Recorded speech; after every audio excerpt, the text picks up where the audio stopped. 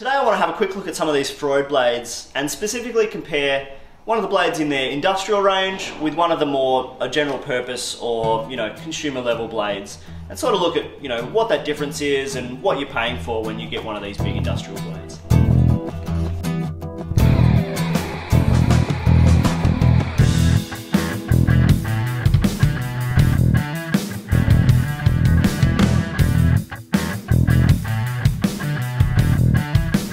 In order to make this comparison make any sense, I've tried to compare blades that are at least trying to do the same job. So these are considered general purpose blades. They're not specifically ripping blades, they're not specifically cross-cut blades.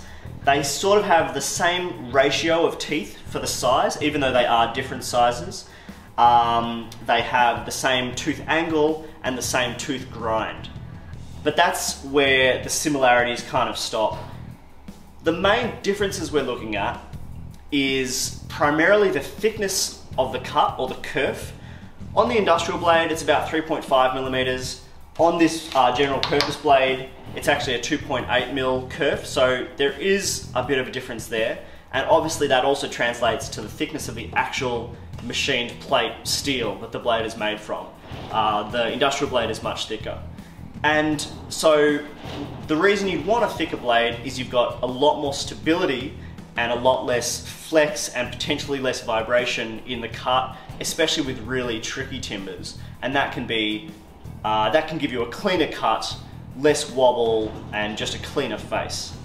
I mean, conversely, a thinner blade has its uses. You can get, you're actually pushing less metal through the timber, which can lead to less work on the machine. So if you've got a table saw that is maybe slightly underpowered, pushing a 3.5 mil thick kerf through timber would be harder for it than 2.8 mil. The other thing that I think you're really paying for with these industrial blades is just the size of the carbide teeth. So theoretically, with this industrial range, Freud reckons you're going to get about 25 sharpenings in the life of the blade. I haven't tested that, but when you just look at the carbide teeth, they're easily twice as large on the industrial blades as they are on these smaller blades. They're all really high quality carbide. Freud is one of the only companies that makes their carbide in-house. They have their own production of it, which means that I guess they control the level of quality and they can keep a really close eye on that. Freud is known worldwide for making top quality cutting gear, router bits and saw blades, and part of that reason is they make their own carbide. So, I mean, you're paying for a longer lasting blade with the ability to sharpen it more times, and that spreads your money further. Rather than buying a couple of cheaper blades, you can potentially keep one industrial blade for a lot longer. In the industrial range, with the expansion slots that they put into the saw, now just quickly, an expansion slot allows the saw to absorb some of the expanding metal without flexing or distorting, so it has tiny little cuts in it. On the industrial saw blades, those expansion slots are filled with what they call an anti-vibration polymer, which means that they've actually filled those slots with this red plastic stuff, and it means those slots can't hum and vibrate and introduce more harmonic vibration into the saw blade.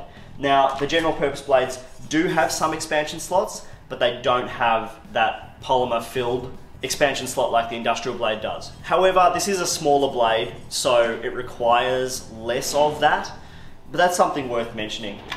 We'll do some test cuts and have a look at that. I'll just point out that the scuff marks on this blade, I got my machinist to put a few holes in it so it'll fit on my Altendorf.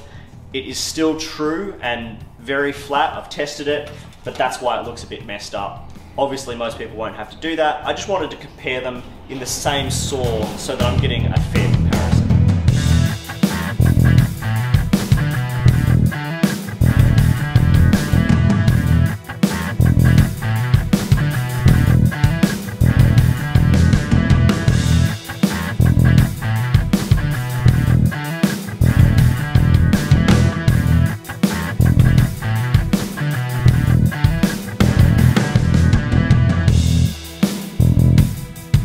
So I ran some rip cuts and some cross cuts on both of these blades, and I'm impressed with both of them. I'm actually really impressed with the smaller general purpose blade, which is nice. Granted, these are the first cuts it's ever done, and I have run this larger industrial blade a little bit, only for a couple of weeks. Both the quality of the rip cuts and the cross cuts on both blades is excellent, really smooth, no vibration evident in the smaller blade, which is something that you could expect from a smaller blade, but it's also a much smaller diameter, and that's where like there's complex geometry involved that I cannot begin to pretend to know how that's actually going to affect the way that these blades move. So, you know, this is not an incredibly scientific test by any means, but quality of cut was both great. The rip cut was a little easier to push through on the larger blade, even though the kerf is wider, whereas the cross cut was a little easier to push through on the general purpose blade. The difficulty on the rip cut might have been a friction thing, so it might be that the non-slip coating on the industrial blades just is slightly better and slipperier than that red PermaShield coating. That's why the rip cut was a little easier on the industrial blade. But otherwise, I only really noticed some differences in the quality of the tear out. I found that I got a bit worse tear out on the industrial blade, but then when I dropped the blade down to a more comparable height to the general purpose blade, that difference basically went away. So ultimately, both really high quality blades. I think what you're paying for is longevity, like I said. You get way more carbide, which means more sharpening and more life. But if you're going to get a Freud blade, whether it's one of their general purpose range or their industrial range, I think you can expect really good cuts from both of them. If you want any more information, you can click on the links below. I hope you got something out of this, and I'll see you next time. Don't forget to like the video and subscribe to the channel.